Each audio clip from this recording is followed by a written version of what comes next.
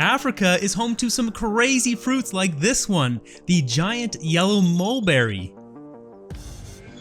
Scientifically, Myrianthus arboreus is a shrubby tree that grows up to 20 meters or 65 feet tall with a spreading many-branched crown. This unique fruit originates from tropical Africa, from Guinea to Central African Republic and Uganda, south down to Angola, the Democratic Republic Congo, and Tanzania. This is a multi-purpose tree that the locals cherish for its meals, medicines, and other necessities it provides. Most notably isn't the unique fruit it produces, but the giant leaves. The leaves, along with the fruit, are highly valued to a point where, when farming land is cleared, they'll protect these trees versus cutting them down. They live in open places among rainforests and damp forests, along streams, lakes, and lagoons, or areas that are flooded. They're also sometimes found in villages. These trees can be found up to 1,200 meters or 4,000 feet in elevation. This tropical tree loves moisture and lots of it throughout the year. It prefers damp growing conditions and damp soil to thrive. Young plants will begin producing the giant mulberry fruit after 4 or 5 years from seed. This plant has mycorrhizal associations which helps enrich the soil with nitrogen. It's a dioecious species, one that requires both male and female forms to be present in order to grow the fruit. Now, we mentioned the leaves before. This is the primary thing that's consumed from this tree, not the fruit.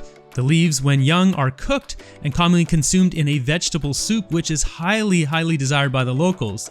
These leaves are huge at 27 inches or 70 centimeters across. This heart-shaped fruit is hard and green when unripe. As they ripen, they soften up and turn yellow. Within each fruit are 5 to 15 seeds, which are surrounded by the sweet or sour pulp, which is commonly eaten by locals and typically eaten raw.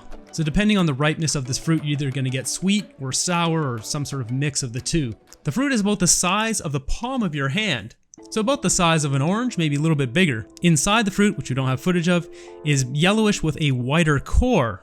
The oil content in the seeds is roughly around 45%. The linoleic acid accounts for about 93% of this total. The kernel is encased in a woody pericarp that accounts for 65% of its total weight. The seed also has 19% sugar content and 30% protein content.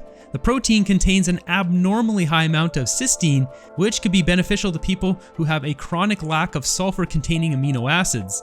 Medicinally, this plant is used in various ways. The bark is used to treat many problems, including sore throat, but also scrapings of it are fried in palm oil. Heart problems, pregnancy issues, and incipient hernia are all treated with the leaves, which are sliced up into little pieces and eaten raw with salt. Young leaf flushes and peeled green banana are boiled, resulting in a liquid that's used to treat diarrhea and vomiting. The aerial roots yield an abundant amount of sap when cut up. This is drunk as an antitussive and antidiuretic, among other treatments. A vapor bath made from the diced roots, combined with Magaleta pepper, is used in a treatment of headache. And finally, the whole fruit is boiled in the sap from the tree or in palm wine, which yields a substance that's used to induce vomiting. You know, when you got something stuck down there, you don't want stuck down there, you want it to come back up. Other than that, this plant does produce lye, that toxic stuff used to make soap, that can be extracted from the ash of the wood. The yellowish white wood is moderately light, soft, fibrous, and difficult to work with.